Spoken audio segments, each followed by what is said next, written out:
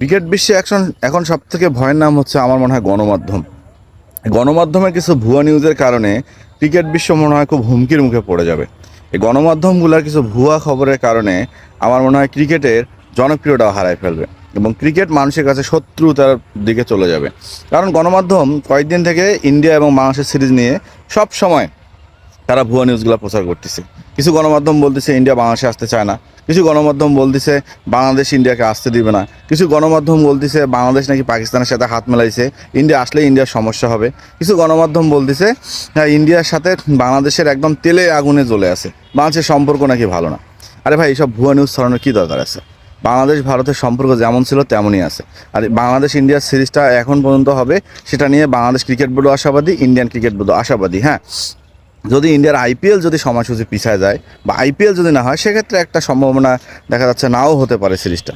তো এইটা নিয়ে তো এত ভাই ভুয়া নিউজ ছড়ানোর দরকার নাই, বা মানুষের মনে এত দেখা যাচ্ছে যে একটা দ্বিধাদ্বন্দ্বের তৈরি করার দরকার নেই। গণমাধ্যম যারা আছেন তারা সত্য খবর প্রকাশ করেন, দেখবেন আমরাও ক্রিকেট প্রেমী যারা আছি তারা আপনাদের উপরে নিউজগুলোর উপরে অনেক ডিপেন্ডেবল। কিন্তু আপনারা এমন ভুয়া নিউজ প্রকাশ করেন না যে আমাদের মতো ক্রিকেট প্রেমীরা ইন্ডিয়া বাংলাদেশের একটা শত্রুতে দাঁড়ায় যায়।